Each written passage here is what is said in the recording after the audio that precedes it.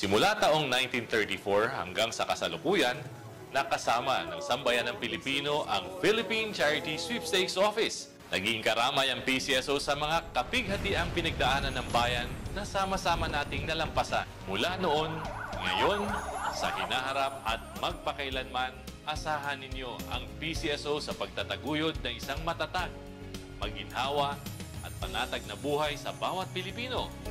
Sa maliit na halaga, hatid ay pag-asa. Panatilihing masaya ang paglilibang. Ang paglalaro sa kasino ay para sa may edad 21 pataas lamang. Magtakda ng oras at limitahan ang gastos sa paglalaro. Huwag magsugal kung nalulungkot. Huwag hayaang makasira ng buhay at pamilya. Para sa impormasyon ukol sa responsible gaming, tumawag lamang sa hotline numbers 623-1869 at 0917-592-6618 o bisitahin ang www.casinofilipino.ph. Isang mensahe mula sa PAGCOR. Keep it fun. Game responsibly. Sa pamamagitan ng state-of-the-art 25,000 watts Umi Digital AM Power Stereo Transmitter. Ito ang DZME 1530, numero 1 sa paghahatid ng mga sariwang balita, impormasyon, komentaryo, alin, musika at public service. DZME 1530, una sa kanan, ang himpilang may paninindigan. Rex Kayanong sa Target On Air.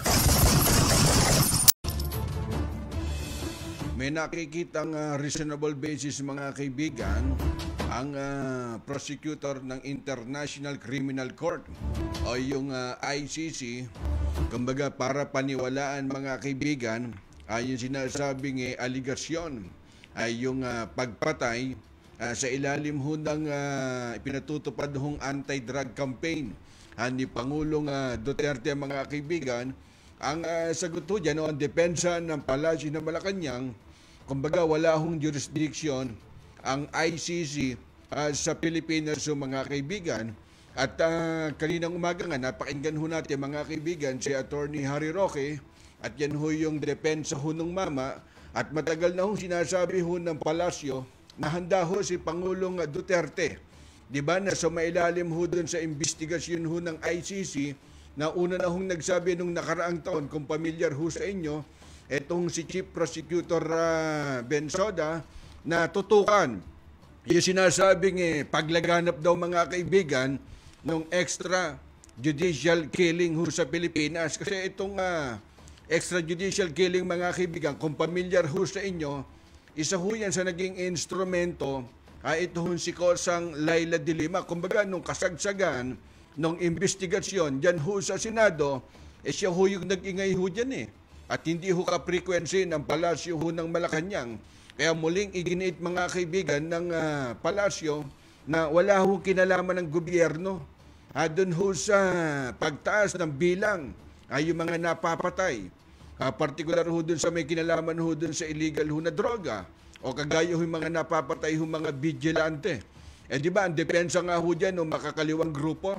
Hindi ho, pag-upo ho ng ating Pangulo at saka ho si Chief Bato de la Rosa, puro mga uhugin at dahon sila yung mga napapatay. Di ba? At wala daw yung mga big time na Lord, yung mga nasa sampulan doon ho sa anti-criminality campaign. Dati na ho sinasabi ho ng Malacanang na karamihan ho doon sa mga naitatalang napatay mga kaibigan, bunsod ho doon sinasabing legal at lehitimong operasyon. Diba ni Mamang Polis? Doon ho sa mga iniimbestigahan, kumbaga yun ho yung direktiba ng ating Pangulo mga kaibigan, kumbaga maging ang pinuno ho ng Senate Committee, diba, on Justice, na si Senador Richard Gordon mga kaibigan, kumbaga ang paniwala ho niya, wala hong pruweba na kumbaga hinihikayat ng gobyerno yung pagpatay mga kaibigan. Kaya sa kabila ho ng paliwanag na ito, kumbaga handa ho si Pangulong Duterte ang sinasabing magpaimbestiga kung kinakailangan, kumbaga handa ho siyang humarap. At bago ito, kumbaga una na hong nagpadala ho ang pamalaan, kumbaga ng liham o request o letter sa United Nations mga kaibigan, sa European Union at United States upang sila ho yung iimbitahan Kumbaga doon ho sa, sa formal na magsasagawa ng investigasyon ukol ho dito sa sinasabi ho nilang extrajudicial killing ho sa bansa ho natin. Kaya abangan na lang ho natin ang susunod ng kabanata kung ano ho ang plano ho dyan ng palasyo ho ng Malacanang regarding ho dito sa International Criminal Court o yung ICC. Kasi matagal na ho nagsalita ho dyan ng palasyo ho ng Malacanang. Kumbaga, wag ho silang makisaw-saw dito ho sa programa ho ng ating gobyerno. Nag-umpisa ho kasi to, kagaya noon ipatupad ho yung war on illegal drugs, kung familiar ho sa inyo. Di ba?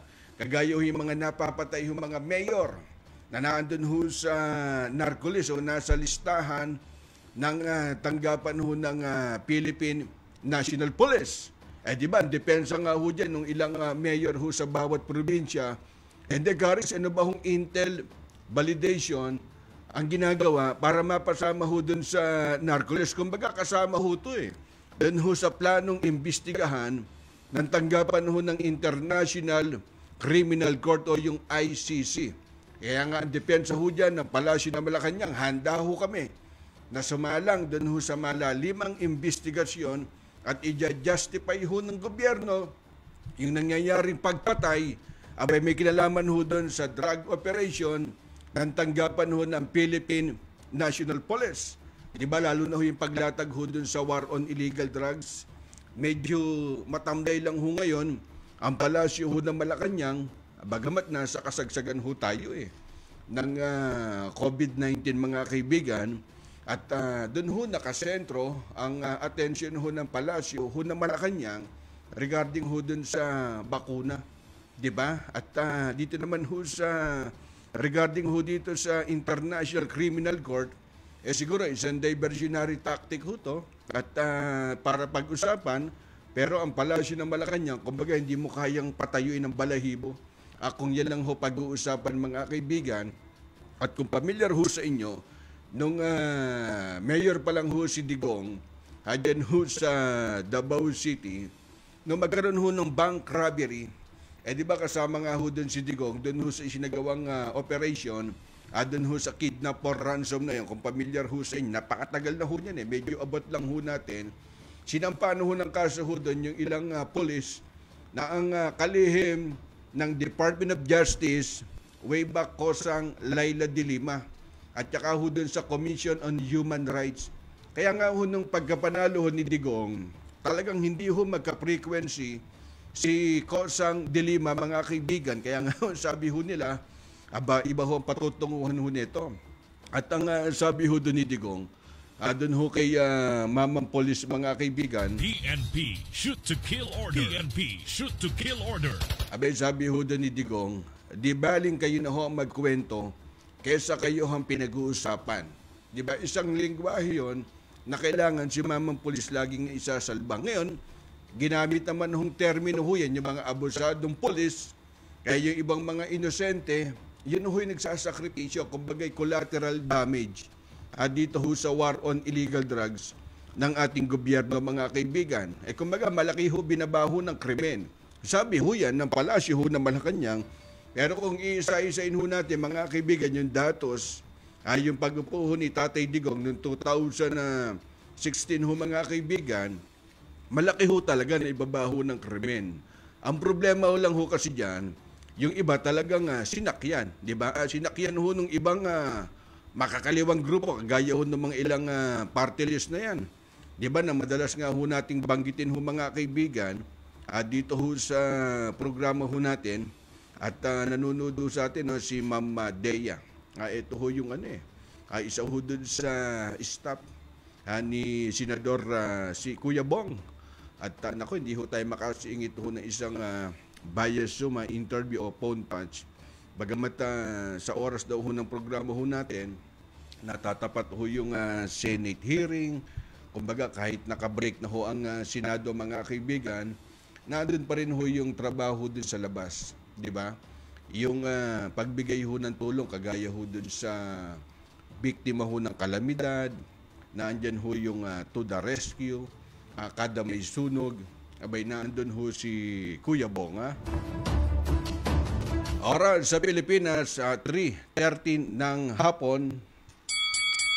Ang oras atid sa inyo ng PAGCOR. Panatilihing masaya ang paglilibang. Ang paglalaro sa kasino ay para sa may edad 21 pataas lamang. Magtakda ng oras at limitahan ang gasto sa paglalaro. Huwag magsugal kung nalulungkot. Huwag hayaang makasira ng buhay at pamilya. Para sa impormasyon ukol sa responsible gaming, tumawag lamang sa hotline numbers 623-1869 at 0917-592-6618 o bisitahin ang www.casinofilipino.ph. Isang mensahe mula sa PAGCOR. Keep it fun. Game responsibly.